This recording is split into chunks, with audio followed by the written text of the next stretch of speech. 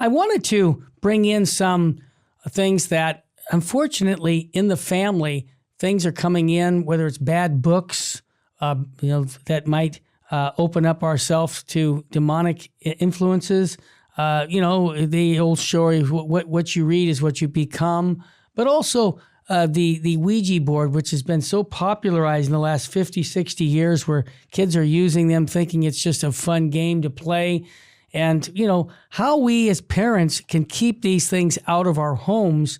If there's other elements, Dr. Sandoval, you would recommend for mom and dad to keep out of the house, I'd like to talk about first the Ouija board and why this is something that no family should have in their home. Right. So, it's interesting. Again, this is where it comes back to teaching, education. What are we teaching our kids? Sister Lucia from Fatima had said that the final battle was going to be against the family. Yeah. The final battle of Satan was going to be against the family. So we start looking at this, but what does this battle look like? I think that we always imagine that this battle is going to be, gosh, it's going to get so dark and ugly and it's going to be like a Hollywood exorcism. But the reality is that's not what the devil wants. That's not how he wants to get in. He just wants an inch. He wants just a crack in the door. And the way that looks is this. Your kids are going to go to school. They're going to talk to their friends. Their friends might not be, as Jesse says, high information Catholics. And what's going to happen is they're going to have their own Ouija boards. They're going to read horoscopes. They're going to learn about crystals, new age issues, things like that. And they're going to be talking to your kids about that at school. And guess what? Your kids learning, they're being educated about what everybody else knows. And the bigger question is, what are we doing as parents to educate them about the do's and don'ts and what all this means? The Ouija board is something that we actually sat down and talked to our kids about. If you look at or if you've ever seen the original movie, The Exorcist, and if you ever look at the original journal of what happened and the story, all that really is, it was actually a story based on a little boy who was possessed, and it started with a Ouija board. He had gotten it from his aunt or something. What was the aunt thinking? I don't know. I wasn't there. But when I tell my kids, hey, you're going to see this thing and it's going to look like just the alphabet, and it's going to be $5 at the toy aisle at your local department store. I'm like, don't think that it's just a $5 little doohickey, because we got to look at how is it presented. Oh, it's fun. It's got a little planchette. Planchette's the plastic thing that moves around on the board. And, it's got this, and your friends might show it to you. Well, here's the problem. What I ask them is, yeah, your friends are going to ask you questions and this thing's going to start to move. Well, who's answering? Who are you asking the questions to? Yeah.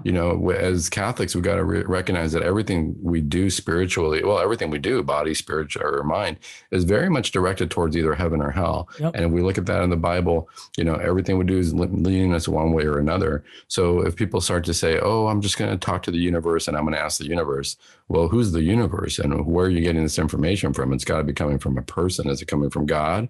Is it coming from the dark side? So the Ouija board has quick access and they make it look like a toy. And I think that's where the danger part comes in. It comes in very, obscure. And this is where we get the term occult. It's hidden, right? What's really going to happen there is hidden. So I would say start educating your kids, and we might have to educate ourselves first. If we don't know, get the education you need, and that's okay. Yeah. Doc, there's a couple movies coming out this weekend that deal with the spiritual warfare aspect.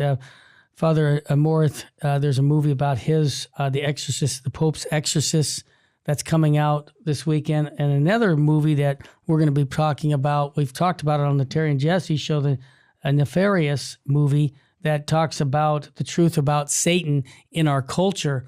And both movies are very high information regarding the spiritual warfare aspect. But I wanted to also, and this is something that you probably won't hear me say, well, people say, I'm surprised that you said this, but I don't think everybody should be watching these movies.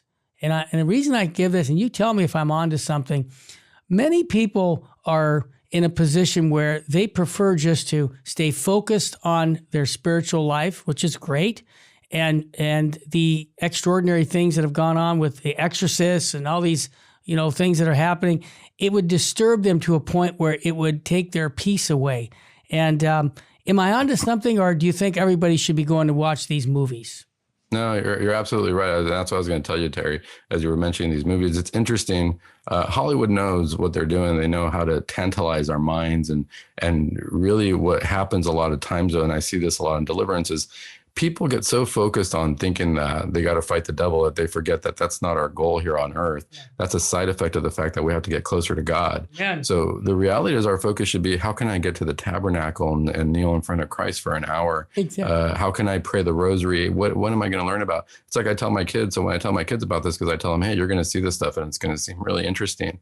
But the reality is, I say, are we trying to get to hell or to heaven? Yep. Well, if I'm trying to get to heaven, it's like, if I'm going to go on a travel trip to a beautiful island and tropical island, I'm going to go learn about that island and what I'm going to do on that island. Sure. Well, if heaven's for eternity, I'd rather learn about heaven than hell. So are we learning about heaven? Are we learning about what's going to happen for our eternity? A lot of times when people watch these movies, it's easy to get sucked in, and it's easy to start to focus on what's the devil doing, what's he capable of, this and that. And we've got to remember is that the devil is a fallen angelic nature. Yep. If that's all the devil can do, imagine what your guardian angel can do. Exactly. Imagine, who's got a full angelic. Imagine what God can do. We don't give God enough credit, and we limit God's power, but we always so worry about the devil being able to do anything. And you make a good point, because while these movies can be informative, they're not for everybody. I'll tell you what, I work on deliverance all the time, and I don't watch these movies. See, there you necessarily. go. Yeah. I might watch it just because somebody might say, hey, that was an interesting scene, or this was, kind of cool, but I don't go and watch everything on the devil at all. Yeah. Why? Because my focus is, how do I get closer to Christ? Guess what? Let me give you a couple of examples really quickly. Please do. One was a patient who literally, when you do this kind of work, sometimes the secular world's going to kind of, mock you a little bit or make fun of you a little bit, because they feel like, I don't know what's going on. This guy thinks he does spiritual work, or he thinks this is real. But the reality is, this is something that happened. One of my places where I was working, a lady went into the emergency department, and she was complaining that she got psychotic, and she thought she was being diabolically influenced. Well, the docs there didn't know what to do. They called the director of psychiatry at the time, and he said, let's give this one to Dr. Sandoval. He might know what to do with it. So lady comes into my clinic, and I say, well, what's the story? What happened? You went to the emergency department. And she said, I grew up Catholic. She was like in her late 40s, early 50s. Grew up Catholic, and I sat down with my daughter, and for whatever reason, I just decided I kind of want to watch this one movie. It was called The Conjuring, and it's all about demonic possessions and things like that. Yep. And so she said, I watched that movie, and that night I started to just feel awful. I started to see things that weren't there, and my daughter said I became very different. And so I had to get to the emergency department because I wasn't even thinking clearly. So she got there, they gave her some medication for psychosis, and then she got better. And she said, what happened to me? And I said, well, the reality is, she's, I think I was possessed. I go, I don't think you were possessed. I think you were definitely influenced. I think something might have happened.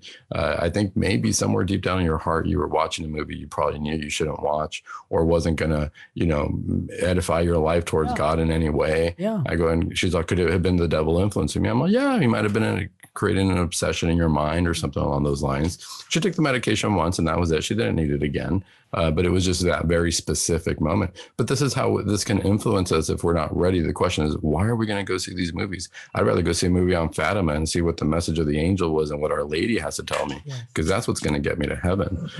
So that's always interesting when people want to really delve into this. Be careful, because you could get sucked into a whirlpool on that. Dr. Sandoval, I can't agree more with you on that. And I say that so many times to people, this focus on what's holy. And, I get people to say, come on and see this, and come on and see that. And many times I just, some people would say I grew up without seeing a lot of bad things, and you don't know what it's like. And, my kids are surprised that when I tell them when I grew up in high school, I never drank, never went to the crazy parties, played sports, and that's what helped me stay focused with my faith in sports. And they go, how did you do that? And I said, well, because I made decisions. I said, a lot of things that happen in life are based on good decisions and the effects of those good decisions. And many times when you make a bad decision about something in life, you pay a price for it. So I think that, ask the question, is this going to get me closer to Christ, or is this going to take me away from Christ? On almost any major question in life, if you ask that question, I think you'll get the right answer, and you'll stay away from, bad things, because you ask the question, is this going to get me closer to Christ? No, then don't do it. Yeah, because we got to remember, I mean, if we look at the story of Adam and Eve, we weren't supposed to know evil. Yeah, there you We weren't go. supposed to, there was no, there was a knowledge of good and evil. They didn't know evil. We're not supposed to know this stuff. When we get to heaven, that's, the idea of evil is not going to be in our minds, and we're not going to be tantalized by it at all. So what I tell people sometimes too, because they're like, well, you got into deliverance and whatnot. Yeah, let God guide you in that path. I wasn't looking for it at all. Yeah. I could tell that God put things in my life that started preparing me for this. And I listened to a lecture from Father Ripperger one time, and I started hearing about spiritual warfare just as an academic endeavor. And then I didn't know why. I just thought, oh, this is interesting. It's not so scary. And then about a month later, one of the priests, I ran into him and said, hey, you're a psychiatrist. I need your help in deliverance. And I thought, oh, God was preparing me. Exactly. That's why I listened to that lecture. It was a preparation. But a lot of people feel like, oh, unless I'm doing this directly and learning about the devil, that's how I'm going to do deliverance. And I tell people, don't forget, we're doing deliverance every day if we want to. And it has nothing to do with reading about what the devil can do or not do. Right. Try this. If you're frustrated with your spouse because you feel like they're not doing what they're supposed to do, and they are not doing the chores around the house or anything like that, and when you're feeling that frustrated, walk up to them and say, I love you. Mm-hmm. And thank you for marrying me. Yeah. And thank you for doing this. And watch what will happen there. The devil's going to run away, and they're probably going to be like, hey, I'm valued. And they might actually start doing what, might not be getting done. Or you might realize, that was my job. My job was to love this person. That's how I'm going to do deliverance. That's how the devil, just like you were saying, Terry, you made decisions going through high school. It wasn't anything extraordinary. You didn't go read about deliverance. Right. You said, no, I'm going to do what I think I know is supposed to be right, even if it's hard. Yeah. And that's what's going to keep everybody on the straight and narrow. It's hard. It's not easy to do that. It's not easy to recognize that we love people when we feel that don't deserve our love. But the reality is, we got to look at, where am I at, if that's the way I'm thinking. Dr. Sandoval's show is on every Thursday on our network. Go to vmpr.org, download the free app, listen to his show every Thursday right after the Terry and Jesse show. Dr. Sandoval, I want to thank you for taking the time to be with us. Thank you, Terry. And I'm going to ask you a question that I ask Jesse every single day on VMPR. Dr. Sandoval, what state should we be living in? Oh, the state of grace for sure. Great. That's exactly right. And I always say, those who are listening, if you'd like to, our radio stations, pick up the Dr. Sandoval show. You can get that right from vmpr.org. I'd like to end with Our Lady of Fatima. She says, souls are going to hell because no one is there to pray and make sacrifices. This is Friday. Let's make a sacrifice every day. We can make sacrifices to participate in the salvific work of Jesus Christ. So you can participate in that by offering all these little inconveniences to the Lord.